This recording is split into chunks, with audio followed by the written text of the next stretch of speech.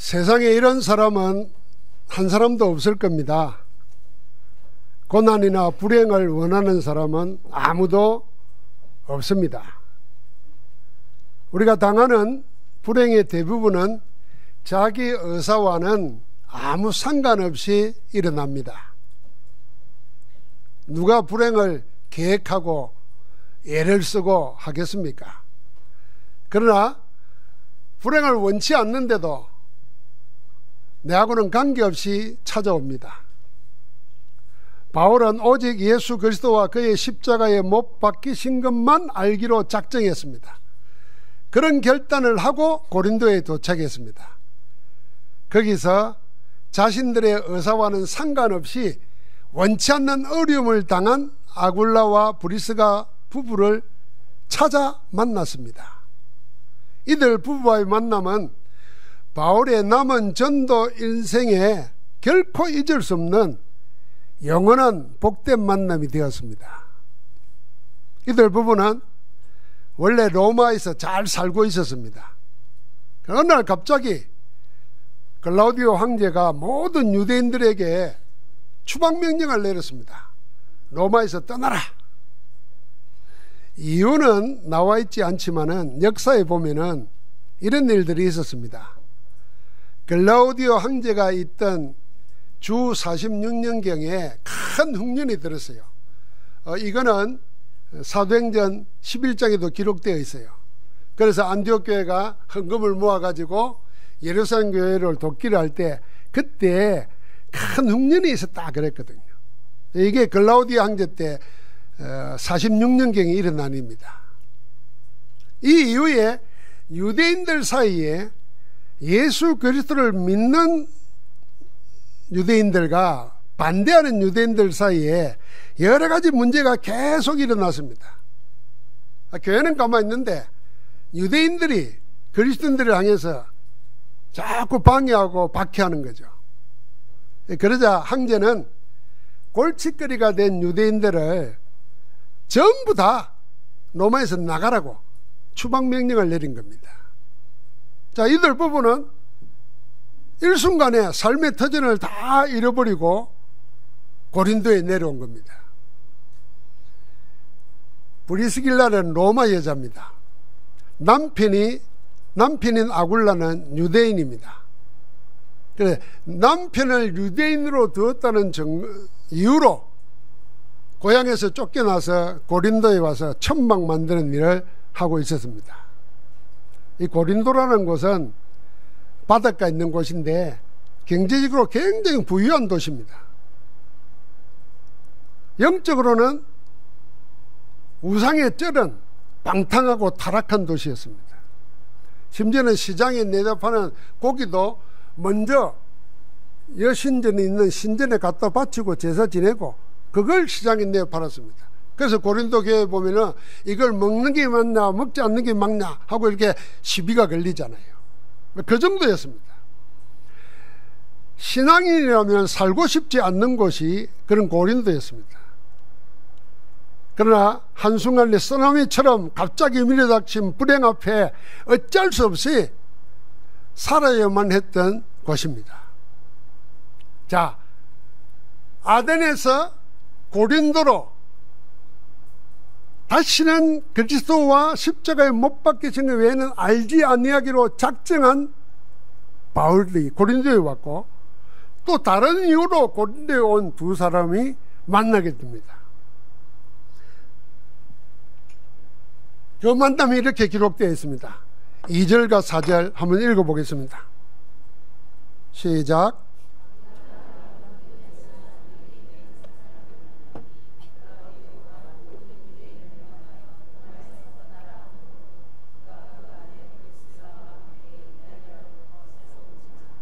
바울이 그들에게 가매 생업이 같으므로 함께 살며 일을 하니 그 생명은 선막을 만드는 것이더라. 안식일마다 바울이 회당에 들어가 강론하고 유대인과 헬라인을 권면하니라. 자, 여기서 주목할 것은 예수 그리스도 외에는 아무것도 알지 아니하기로 작정한 바울이 고린도에 도착해서 전도하기 전에 먼저 브리스가 부부를 찾아가 만났다는 사실입니다. 아데네에서는 그렇지 않았잖아요. 온 동네를 돌아다니다가 우상이 가득한 걸 보고 마음에 격분이 일어나가지고 유대인을 만나든 경건하는 사람 만나든 철학자를 만나든 막 변론하고 논쟁하고 그랬잖아요. 근데 고린도에 와서는 전도하기 전에 이 사람들을 먼저 찾아 만났습니다. 찾아가 만났다는 말은 무슨 말이냐면 바울이 의도적으로 그들을 찾아갔다는 말입니다. 우연히 만난 게 아닙니다. 의도적으로 찾아가 만난, 하나님이 준비해 놓은 24제자가 이 브리스가 부부였습니다. 게다가 하는 일이 같았잖아요. 업이 같았어요. 그래서 아예 같이 일하면서 함께 살았습니다. 그리고는 안식일마다 회당에 가서 같이 사역을 했습니다. 처음부터 그렇게 했습니다.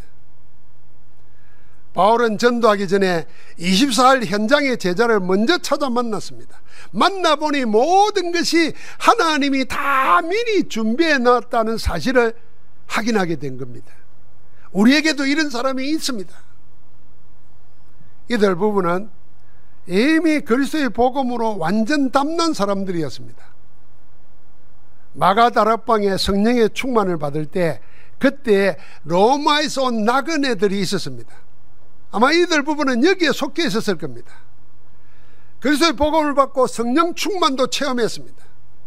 그냥 예수 영접하고 마는 게 아니고 하나님의 영으로 충만했습니다. 여러분, 충만하면 달라집니다. 충만하면 넘쳐나잖아요. 힘이 생기잖아요. 기쁨이 생기잖아요. 그러면 하는 일에 증거가 일어나잖아요. 신앙생활을 그렇게 한 겁니다.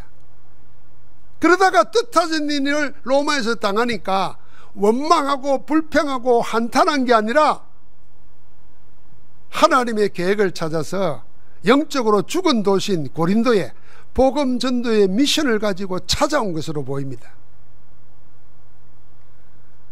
하나님이 아데네 전도 이후에 다른 결심, 새로운 결심을 한 바울이 이 사람을 볼 수 있도록 눈을 열어주신 겁니다. 전도자 바울은 이들 부부에게 무슨 특별한 다른 사역을 하지 않았습니다. 왜요? 이미 준비되어 있었어요. 그래서 아예 같이 살면서 업을 가지고 지역 살리는 말씀 운동을 바로 뛰어드는 겁니다. 이후부터 바울과 이들 부부는 해당 사역을 같이 했습니다. 이들 부부는 바울이 없는 동안에는 해당에 들어가서 계속 사역했습니다. 그 계속 사역하는 가운데 어떤 일이 생겼습니까? 18장 26절부터 40절에 보면은 어느 날 해당에 성경 박사가 성경에 능통한 사람이 하나 와서 메시지를 가르칩니다. 그게 누구냐면은 성경 박사 아볼로예요. 그 말을 가만히 들어보니까 브리스가 부부가 성경에는 능통한데 예수가 그리스도라는 것을 몰라요. 그래서 어떻게 합니까? 자기 집으로 초대합니다. 자기 집에 데려다가 성경은 그랬습니다. 하나님의 도를 더 자세히 풀어 이르더라 그랬습니다. 하나님 도가 뭡니까? 예수 그리스도의 복음입니다. 예수가 그리스도라는 복음을 성경 박사인, 그런데도 그 언약이 성취된 예수 그리스도를 모르는 그에게 전달한 겁니다. 여러분, 평신도 부부가 성경 박사 지도자에게 성경을 가르친 게 아니고 그 성경을 가지고 복음을 전한 겁니다. 그래서 여러분, 모든 평신도들은, 모든 중직자들은 신학교 갈 필요 없어요. 특별히 구별된 사람만 가면 됩니다. 우리는 뭐 해야 됩니까? 더 분명하고 큰일 할 수 있습니다. 그게 뭡니까? 성경 박사인데도 예수 그리스도를 모르는 사람들에게 그리스도를 성경 가지고 말할 수 있어야 됩니다. 우리 모두가 그런 전도자 되기를 주의 이름으로 축복합니다. 오직 예수 그리스도 외에는 아무것도 알지 아니하기로 작정한 전도자 바울에게 영원한 복음의 망대가 세워진 겁니다. 그런 바울에게 뭘 해야 될지 분명히 길이 보인 겁니다. 그래서 그 길 따라가서 하나님이 준비한 제자를 만난 겁니다. 그게 여정이에요. 전도의 여정. 그리고 나니까 지역을 치유하고 전도자를 찾아내는 24 전도하는 지교회가 세워집니다. 어디에서요? 해당에서, 그 집에서. 나중에는 이 브리스가 부부의 집에 교회가 세워집니다. 그래서 고린도전서 16절에 보면 온 아시아와 유럽에 있는 교회가 브리스가 부부의 집에 있는 교회에 편지하고 안부를 물었습니다. 하나님의 역사는 그렇게 시작된 겁니다. 복음 전도 운동을 주관하시는 성삼위 하나님은 모든 것을 완벽하게 준비하고 인도하셨습니다. 오늘 말씀을 통해서도 성삼위 하나님이 직접 하시는 전도 운동을 우리는 보고 있는 겁니다. 이렇게 하나님이 모든 걸 준비해 놓고 보고 따라가는 전도자 바울에게 하나님이 역사하신 겁니다. 그래서 실라와 디모데가 마게도냐로부터 내려오매 바울이 하나님의 말씀에 붙잡혀 유대인들에게 예수는 그리스도라고 밝히 증언하니 그랬습니다. 하나님의 말씀에 바울이 붙잡혔습니다. 바울이 하나님의 말씀을 외웠다, 바울이 하나님의 말씀을 열심히 전했다가 아니고 하나님의 말씀이 바울을 붙잡았습니다. 여러분, 하나님의 말씀에 붙잡혔다는 것이 어떤 겁니까? 아니, 여러분은 하나님의 말씀에 붙잡혀 본 적이 있습니까? 아니면 여러분과 나는 뭐에 붙잡혀야 되겠습니까? 하나님의 말씀에 붙잡히기를 주의 이름으로 축복합니다. 하나님의 말씀에 붙잡혔던 게 뭔가? 두 가지를 잘 연상해 보면 쉽게 구별할 수 있습니다. 첫째는 하나님의 말씀에 붙잡힌 것이냐, 하나님의 말씀을 붙잡으려고 하는 것이냐, 이건 다르잖아요. 그럼 나는 하나님의 말씀에 붙잡혀 있는가, 아니면 말씀을 붙잡으려고 발부둥 치는가? 자, 그렇게 생각하면 되죠. 그 다음에 또 한 가지, 지금 나를 붙잡고 있는 것은 뭔가? 나는 뭐에 지금 붙잡혀 있는가? 물어봐야 되죠. 이 두 가지를 가지고 나의 영적 상태를 점검하면 됩니다. 지금 내 마음, 내 정신, 내 생각을 붙잡고 있는 게 뭔가? 하나님이고 하나님의 말씀인가? 아니면 돈인가? 아니면 병 낫는 건가? 아니면 출세하고 이름 내는 건가? 무엇에 내가 붙잡혀 있는가? 또 하나는 하나님의 말씀이 나를 붙잡고 있는가? 내가 말씀을 붙잡으려고 애쓰는가? 이걸 생각하면 오늘 바울이 하나님의 말씀에 붙잡혀 하는 말이 어떤 말인지를 어렵지 않게 여러분과 내 마음에 부딪혀 올 겁니다. 하나님의 말씀에 붙잡힌 바울의 증거가, 전도한 내용이 나옵니다. 바울은 하나님의 말씀에 붙잡혀서 예수는 그리스도라고 밝히 증언했다 그랬습니다. 여러분, 성경 가지고 예수를 그리스도라고 언제 어디서나 누구에게나 말할 수 있으면 그 사람은 하나님의 말씀에 붙잡힌 사람이에요. 그런데 사람을 만났는데 하나님 말씀에 붙잡히지 않으면 하나님 말씀이 나오지 않습니다. 하나님 말씀이 나와도 하나님 말씀 가지고 남 가르치려고 그러고 남 정죄하려고 그러고 아는 체 하려고 그러지 그리스도가 안 나옵니다. 예수는 그리스도라고 증언한 사람은 하나님의 말씀에 붙잡힌 자라야 할 수 있습니다. 여러분, 하나님의 말씀에 붙잡히지 않으면요, 예수를 그리스도라고 말 못합니다. 하나님의 말씀에 붙잡히지 않고는 자기 사상에 붙잡히면은 성경 가지고 예수는 그리스도라고 말 못합니다. 그런 사람은 예수 그리스도가 아닌 성경 가지고 다른 사상을 말합니다. 예수를 그리스도라고 말 못하고 그리스도 아닌 예수 사상을 말합니다. 세상에 위대한 업적을 남긴 위인들이 많습니다. 그런데 그런 사람들 가운데도 성경 가지고 예수를 그리스도라고 말 못하고 예수 사상을 말한 사람들이 있어요. 슈바이처 박사가 그랬어요. 간디가 그랬어요. 심지어는 신은 죽었다고 말하는 니체도 그랬어요. 다 성경을 너무 잘 아는 사람들이에요. 수바이처 박사는 성경 신학 박사잖아요. 여러분, 간디는 잘 알죠? 무저항 불복종 운동을 가지고 인도를 독립시켰어요. 인도의 아버지라 그러잖아요. 그 사상이 어디서 나왔나? 자기가 말했어요. 예수님의 산상수훈에서 나왔다고. 그런데 믿는 신은 힌두교예요. 니체는 5대째 목사 집안에서 태어난 사람이에요. 여러분, 목사가 5대예요. 그런 집안에 기독교 사상으로 쩔어 있어야 될 거 아니에요? 그런데 신은 죽었다고 그랬어요. 그 사람이 쓴 책에 안티크라이스트, 그리스도를 대항하는 그런 책을 썼어요. 성경 가지고 있으면서 예수는 그리스도라고 말할 수 있는 사람은 하나님의 말씀에 붙잡힌 자인 줄 믿습니다.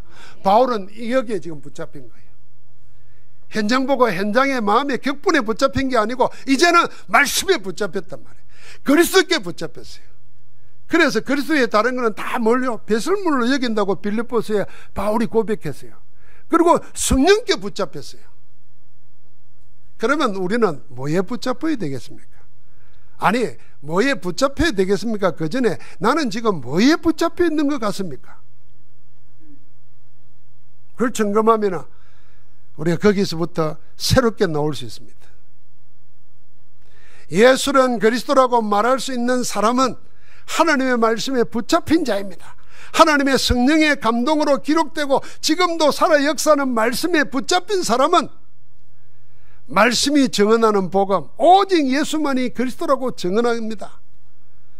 성경의 교훈이나 기적을 말하는 게 아니라 예수가 그리스도라고 증언하는 겁니다. 여러분, 하나님의 말씀에 붙잡힌 자라야 아무도 원하지도 않는 불행에 빠져 헤어나지 못하고 있는 죄와 저주, 고통 가운데 어려움 당하고 있는 사람을 살릴 수 있습니다. 오직 복음만이 인생에 당하는 원치 않는 불행에서, 저주, 재앙에서 건져낼 수 있기 때문입니다. 지금 세상은 모든 죄와 저주, 원치 않는 재앙에서 해방하여 하나님의 생명과 참자유를 얻게 하는 하나님의 말씀에 붙잡힌 전도자가 필요하고 전도자들이 필요합니다. 여러분이 다 그런 전도자 되기를 주의 이름으로 축복합니다. 오늘 그런 기도가 새로 시작되기를 바랍니다. 제가 어떤 분을 만나서 이런 이야기 하세요. 당신은 참 타고난 성품이나 열정을 보면은 당신 기도를 바꿔야 된다. 뭐 사업하는 거, 먹고 살기 위해서 사업 성공하고 당신은 그런 째째한 사람 같지 않다. 그런데 그렇게 째째하게 산다. 이제는 바꾸라. 기도도 바꾸고 생각도 바꾸고 하나님이 축복하실 수밖에 없는 사람으로 바꾸라. 기도 제목을. 나는 이 사업을 성공시켜가지고 전도하겠다고 아니라 나는 이 사업을 전도하는 데 쓰겠다. 세계복음하는 데 쓰겠다. 바꾸어라. 그리고 무슨 부자 되게 하려, 병 낫게 하려 그런 기도 하지 말라. 하나님은 그런 거 전도하겠다고 마음먹고 올인하면 하나님은 그런 거 책임진다. 근데 하지 말라는 거 일평생 매달려 있고 하라는 걸 관심이 없으면 나중 하겠다 그러면 그 순서 바꿔야 된다. 제가 그렇게 같이 포럼을 나누면서 기도한 적이 있어요. 여러분, 우리도 그러지 않습니까? 사단은 우리를 늘 구원받지 못한 사람처럼 우리를 몰고 갑니다. 먹고 사는 문제 때문에 인생 끝날 것처럼. 그래서 하나님이 주가 아니에요. 우선이 아니에요. 예배가 먼저가 아니에요. 말씀에 붙잡히지가 않아요. 다른 거에 붙잡히고 끌려갑니다. 하나님이 무슨 것을 준비해 놨는데 누구에게 주겠는가? 말씀에 붙잡혀서 예수가 그리스도라고 증거하고 이 힘을 가진 자에게 하나님은 모든 것을 허락하실 줄 믿습니다. 그런데 왜 우리는 그런 말씀에 붙잡히지 못합니까? 하나님의 말씀을 대하는 태도가 그걸 결정합니다. 그런 태도에는 이런 게 있습니다. 하나님의 말씀을 말씀으로 믿지 못하고 말씀이 살아 성취된다는 사실을 의심하는 불신앙이 있습니다. 이 사실은 불신자가 다 그러잖아요. 성경을 하나님의 말씀으로 안 믿습니다. 그러니 말씀이 살아 성취된다는 걸 모릅니다. 그러나 이런 사람들은 하나님의 복음을 듣고 그리스도를 영접하면 성령께서 깨닫게 하십니다. 근데 불신앙이나 의심보다 더한 태도가 있어요. 그게 뭡니까? 하나님의 말씀을 자의적으로 해석하는 것입니다. 이거는 불신앙을 넘어서 말씀을 이용해서 자기 욕심을 채우려고 하는 아주 사악한 태도입니다. 그래서 말씀을 성경에 놓는 바리새인들은 언약의 말씀을 언약으로 안 받고 전부 다 율법으로 받아가지고 은혜보다도 인간의 행위를 강조하고 그걸 가지고 기준을 삼아가지고 틀렸다 맞다 된다 안 된다 이래가지고 사람들을 억압시켰어요. 그 생각에 꽉 잡혀있어요. 이거는요 말씀을 안 믿는 것보다도 더한 태도입니다. 말씀을 이용하는 거잖아요. 그 종교인들이 지금 이렇게 살아요. 심지어는 교회 안에서 들어와 있으면서도 하나님의 말씀에 잡히지 않고 다른 것에 잡힌단 말이에요. 그래서 하나님의 말씀이 살아 역사한다는 이 믿음이 없어요. 그래서 말씀을 읽지도 않아요. 듣지도 않아요. 교회 나와서 예배 드리면서 말씀 안 붙잡아요. 내가 여기서 생전 안 하는 짓을 하면 아마 즐거울 거예요. 여러분이. 여러분을 즐겁게 할 수 있는 능력이 저에게 없을 것 같아요. 우리 친구 목사들 만나고 뭘 말하면요 다들 말 안 하고 목사처럼 입 다물고 있어요. 이 사람들 웃게 하는 건 나요. 네가 없으면 재미가 없다고 그래. 설마 그렇게 생각하죠.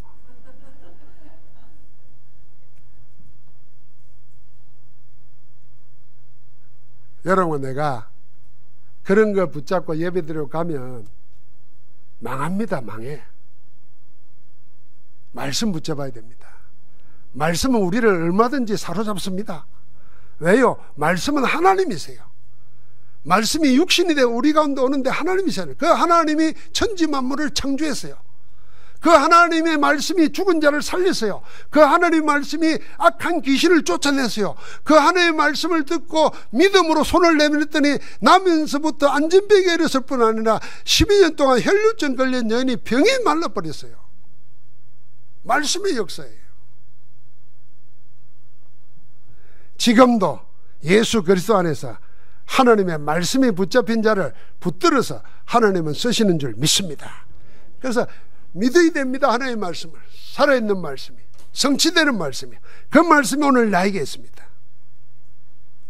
자, 마음의 격분으로 전도를 놓쳤던 바울이 이제는 하나님의 말씀에 붙잡혀서 전도하는데 복음을 증언한 거잖아요.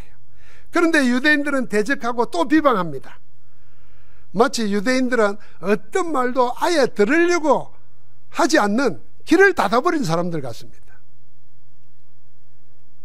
그래서 바울이 또다시 마음을 먹습니다. 그게 6절이에요. 그들이 대적하여 비방하거늘 바울이 옷을 털면서, 이 옷을 털어버린다는 말은 무슨 말이냐, 나는 너희가 당하는 저주 재앙과 상관없다. 나는 분명히 너희에게 복음 전했다. 이제 너희가 저주 재앙 받는 것은 너희 탓이다. 나는 관계없다 하면서 어디로요? 이방인에게로 가겠다 했습니다. 바울은 우리가 사도행전 13장에 보면 첫 번째 전도 여행 가실 때도 유대인들이 복음을 받아들이지 않으니까 아예 복음을 버리고 영생 얻기에 합당하지 않은 자로 자처하기 때문에 바울이 이방인에게로 항해했다. 그렇게 한번 말한 적이 있어요. 그때 하나님께서 내가 너를 이방의 빛으로 세워 땅끝까지 구원하리라 하는 절대 계획을 알았습니다. 그 이번에 고린도에 와서도 그런 방해에 부딪히니까 하나님의 절대 계획을 다시 붙든 겁니다. 나는 이방인에게 가야 되겠다. 이 마음이 무슨 말입니까? 복음을 아무리 말해도 듣지 않는데 아직 복음을 한 번도 듣지 못해서 수많은 이방에 2, 3, 7, 5천 종족에 귀신 섬기고 있고 우상 섬기고 있고 그래서 저주 재앙 가운데 죽어가고 망해가는데 그들 버려진 자에게로 빨리 가야 되겠다, 이 마음을 먹은 겁니다. 여러분, 여기서 부딪혀서 안 되니까 나는 전도 안 하겠다, 이런 것이 아니에요. 얼마든지 많은 사람이 준비했는데 그들에게 빨리 가라는 거구나, 이렇게 마음먹은 거예요. 문제 속에서 해답을 찾고 갈등 속에서 갱신하고 위기를 하나님의 절대 계획 찾는 기회로 바꾼 것입니다. 이게 24 전도자예요. 왜냐하면 한 번도 하나님은 방해 때문에, 박해 때문에 전도를 멈춘 적이 없기 때문입니다. 그래서 하나님의 전도는 항상 24, 25 영원입니다. 모든 민족에게 복음이 전거될 때까지 멈추지 아니하는 하나님의 전도를 보고 따라가는 전도가 여러분과 내가 하는 전도입니다. 그래서 우리에게 전도 못하도록 일어난 일들 많다니까요. 경제적인 어려움도 올 때도 있고, 여러분 나에게 마음에 너무 의미를 찾지 못하고 의욕을 잃어버릴 때도 있어요. 세상이 다 귀찮아질 때도 있잖아요. 어떤 때는 하고 싶어도 몸에 문제가 와가지고 못할 때도 있어요. 그래도 하나님은 여러분과 나를 통해서 전도하기를 멈추지 않습니다. 그래서 바울은 병을 가지고도 전도했던 거예요. 세계복음에 했어요. 요셉은 노예가 돼 가서도 하나님의 살아계심을 보였어요. 그래서 우리가 이런 문제 저런 문제 때문에 하나님이 전도 못할 거다, 그건 내 생각이에요. 내가 다시 말합니다. 하나님은 절대 손해보지 않아요. 그러는 나만 손해요. 그래서 손해볼지를 안 해야 돼요. 손해당할지도 안 해야 돼요. 아프다고 전도 안 하면 나만 손해요. 그럼 계속 아파야 돼요. 아픈데도 일어서서 나는 복음 전하 저구리라, 그러면 하나님이 살릴 이유가 생기는 거예요. 나는 돈이 없어요, 돈 벌어야 돼요, 먹고 살아야 돼요, 예배도 놓치고 기도도 놓치고 전도도 놓치고 이래 묵게요. 그럼 계속 그렇게 살아야 돼요. 나는 가난하고 돈 없지만 가난한 속에서 전도하겠다. 가난한 자 만나서 전도하는 거예요. 가난한 사람이 더 많아요. 병든 사람이 더 많아요. 그걸 안 멈춰야 하나님이 계속 전도할 이유를 주시고 힘을 주시는 겁니다. 그래서 그리스도를 이길 자가 없는 거예요.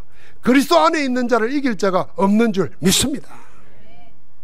그게 우리의 전도예요. 바울은 하나님의 전도 계획을 1000명으로 받았습니다. 그래서 24 기도하면서 24 인장을 찾았어요.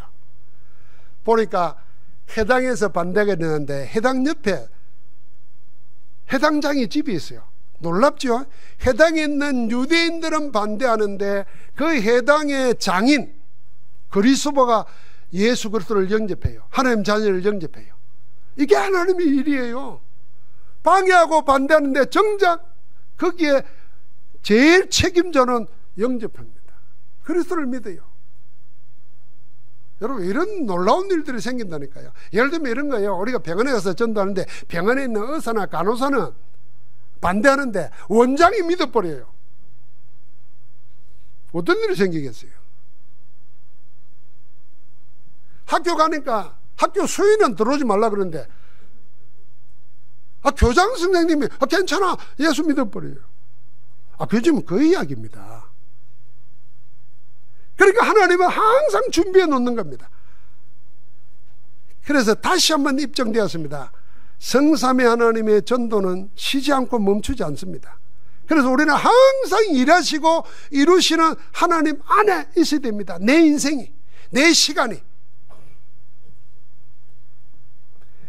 그럴 때 하나님께서 바울에게요 절대 응답을 주신 겁니다. 그게 9절과 10절에, 이 9절과 10절 우리가 같이 읽어야 돼요. 자, 화면에 놓는 것만 같이 읽읍시다. 밤에 주께서 한산 가운데 바울에게 말씀하시되 두려워하지 말며 침묵하지 말고 말하라. 내가 너와 함께 있음에 어떤 사람도 너를 대적하여 해롭게 할 자가 없을 것이니 이는 이 성중에 내 백성이 많음이라 하시더라. 하나님이 24 기도하는 자에게 절대응답을 주시는데 어떻게 됩니까? 한산 가운데 말씀을 주셨어요. 말씀으로 응답하셨습니다. 이 말씀을 받아가지고 전도하는 겁니다. 이 말씀이 세 가지입니다. 첫째는 뭡니까? 두려워하지 말며 침묵하지 말고 말하라 그랬습니다. 반대에 부딪히니까 주저하고 두려워하고 염려하잖아요. 하나님의 말씀으로 두려워하지 말고 침묵하지 말고 말하라는 겁니다. 둘째는 뭐라 그랬습니까? 내가 너와 함께 있으면 어떤 사람도 너를 대적하여 해롭게 할 자 없을 것이니.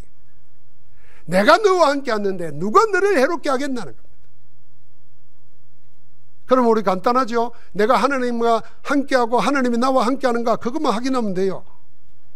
셋째는 뭐라 그랬습니까? 우리가 복음 전도해야 될 결정적인 이유를 말씀하셨습니다. 이 성중에 내 백성이 많음이라. 너를 반대하는 것 같지, 그런 사람들만 있는 것 같지, 아니야. 이 성중에 내 백성이 많아. 여러분, 복음 전도, 복음을 가진 자가 신앙생활을 하면서도 전도를 기도하지 못하고 전도를 시도하지 못하고 전도에 주저하고 망설이는 이유가 무엇입니까? 전도는 여러분과 내가 하는 게 아닙니다. 할 수 있는 것도 아닙니다. 전도를 하나님이 하시는 겁니다. 하나님이 하시는 전도를 내가 하려고 하니까 주저하고 망설이고 기도조차도 안 하는 겁니다. 나를 보고, 상대방을 보고, 나를 둘러싸고 있는 여건을 보니까 두렵고 떨리고, 그러니까 주저하고 망설입니다. 참 착합니다. 참 선한 사람들이에요. 아이고, 내 모습이 이런데 어떻게 전대? 그래서 그런 사람이 뭐 하겠습니까? 나부터 그러면서 자꾸 그러다가 신비주의로 빠져요. 혼자 도 닦고 앉았어요. 도를 전해야 되는데 혼자 도 닦고 앉았다니까. 복음은 믿는 거지 닦는 게 아닙니다. 받아 믿으면 돼요. 믿고 나가면 돼요.